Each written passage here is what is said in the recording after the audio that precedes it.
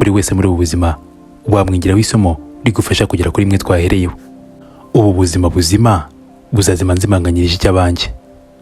Iki cyakabaye ikibazo twibaza kenshi mu gihe turimo kwigira ku bandi byinshi bituma dutera imbere. Ni benshi umuntu yigiraho byinshi mu masomo y'ubu buzima, ariko nkunda kwitegereza cyane kandi nkabikuramo ubumenyi ntagira ahandi nsanga na Anita Pendo. Uratunguwe cyangwa ugize amatsiko y'ibirakurikiraho? Pendo ni umwe mu banyamakuru beza bagize timu ngari y'ikigo cy'igihugu cy'itangazamakuru RBA. Ni umwe mu banyabigwi mu kazi akora, ariko ibigwi bye byahereye kera cyane ataratangira itangazamakuru. Wigeze kumwumva mu rukundo na Nizo Kabosi? Njye nagize ngo ni ibihuha. Cyangwa se wumvise ko yize ku bigo bigera kuri 5 muri secondaire? Ariko ako si agashya da. Ariko se ubwo uzi tuzakora cyangwa uzi kamwe konyine? Byose ni muri iki kiganiro, aho tuganira kuri byinshi bitandukanye ku mateka n'ubuzima butavugwa bya Anita Pendo. Ndakwibutsa ko gukora subscribe ari inkunga ikomeye ubugeni ibikorwa byacu, ibuka gukora like ndetse na share kugira ngo bigere kuri benshi. Nugikunda duhure muri comment umbwira ikintu kimwe umenye utari umuziho. Nge wumva nitwe Aimé Confiance Witonda. Bahaye ikaze. Ni umwana wa mbere mu muryango w'abana 7. Amazina yiswe n'ababyeyi ni Anita Pendo. Aya mazina yagizwe nyuma y'iminsi mike cyane bavuye mu bitaro bya Murago biherereye mu mujyi wa Kampala, umujyi mukuru w'igihugu cya Uganda, aho babaga muri icyo gihe. Anita Pendo yavutse ari imfura mu bana 7. Bavutse ku babyeyi bombi aribo Cyprien Mpabuka ndetse na Apofi Mukampabuka. Nyuma y'igihe uyu muryango waje kwimuka bava mu gace ka Murago i Kampala berekeza muri Ntungamo, hafi cyane y'umupaka w'u Rwanda na Uganda, ka Gitumba. Mu kwezi kwa 10 umwaka w'1994 umuryango wa Anita Pendo ndetse na Anita Pendo bagarutse mu Rwanda. Anita Pendo wari ufite imyaka 8 gusa y'amavuko ubwo bageraga mu Rwanda. Igihe cyarageze atangira ishuri. Amashuri abanza yatangiriye ku kigo cya primaire cya Gahini. Ageze secondaire, Anita Pendo yize ku bigo bitandukanye birimo Gahini, ka Gitumba ndetse na APECOM.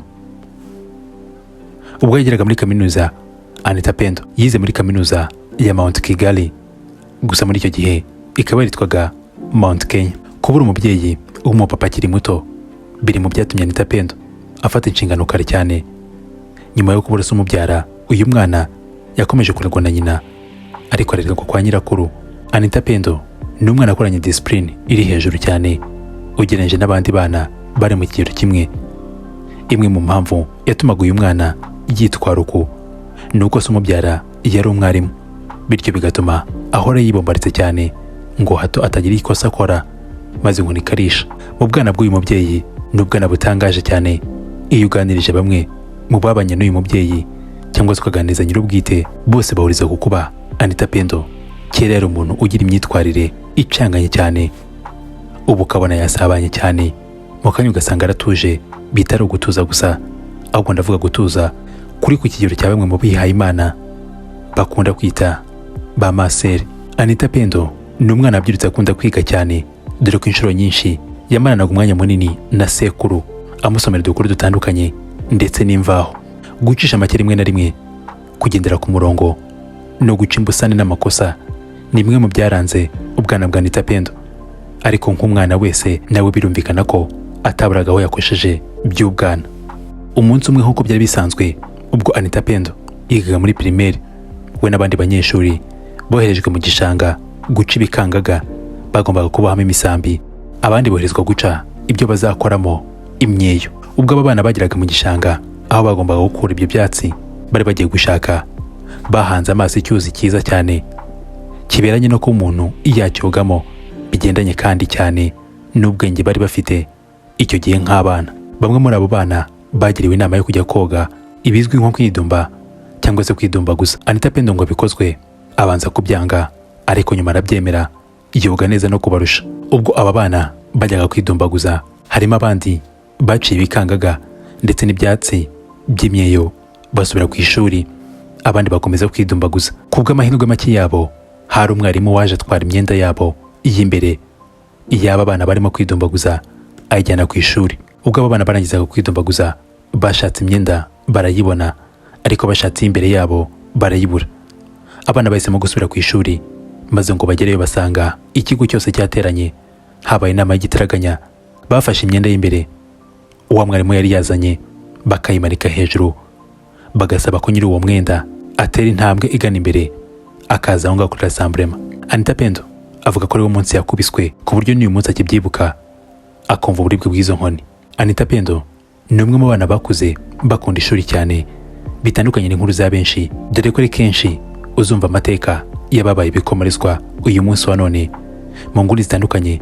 Uwakurikirana amateka yabo ugasanga batarigeze bakura bakunda ishuri habe na gato, cyangwa se kaba gahari kakaba kwari ukwanga ibihano byari gukurikirwa n'icyo cyemezo bari bafashe kidahwitse.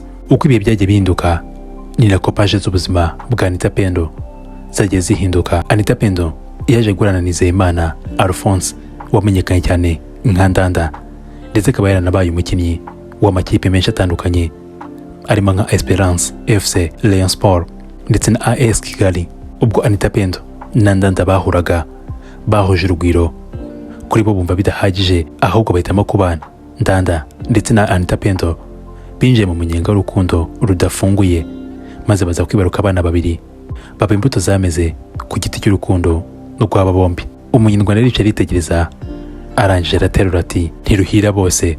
Ibihe byarageze, iminsi y'urukundo rwa Anita Pendo isimburwa n'iminsi isharira cyane, iminsi yo gutandukana kwa Anita Pendo ndetse na Ndanda wari umugabo we, ndetse bakaba bari banabyaranye inshuro ebyiri zose. Nyuma y'iyo minsi itari myiza ku bakunda iyi couple, Ndanda yaje kongera kumvikana mu itangazamakuru ashyingiranwa n'undi mukobwa, bivuga ko yari inshuti ye kuva mu bwana bwabo, ngo bakaba barareranywe aho bari batuye bakiri ku Gisozi.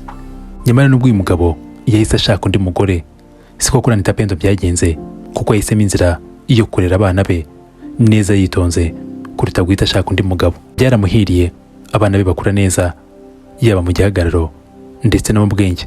Aba bana bombi akaba yarabahaye amazina abiri atandukanye, aribo Tirani ndetse na Ryan, ari nawe muto. Anita Pendo ni urugero rwiza rw'umugore uzirikana agaciro k'umurimo. Pendo ni umwe mu bantu batungura benshi uburyo akoramo inshingano ze zose afite kandi akazikora neza.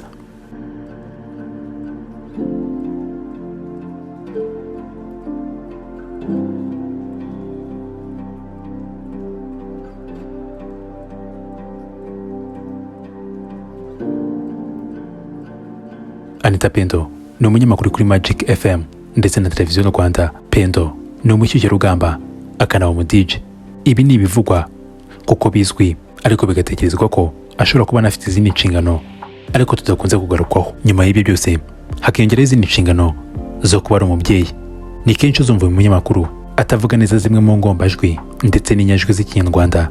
Ikibitera ni uko uyu mugore yavukiye hanze y'u Rwanda, yewe akaba yaranakuriyeyo kugeza agejeje hafi imyaka 7 y'amavuko. Izina Pendo cyangwa se amazina Anita Pendo ni amazina amaze kubaka ibigwi, ndetse uyu mugore yabaye ikimenya bose, dore ko usibye no gukora kuri radio ndetse na televiziyo, burya Anita Pendo agaragara mu ndirimbo z'abahanzi batandukanye ndetse akanakina filme. Niba wararebye filime y'Impanga uwari Dr. nizere kumwibuka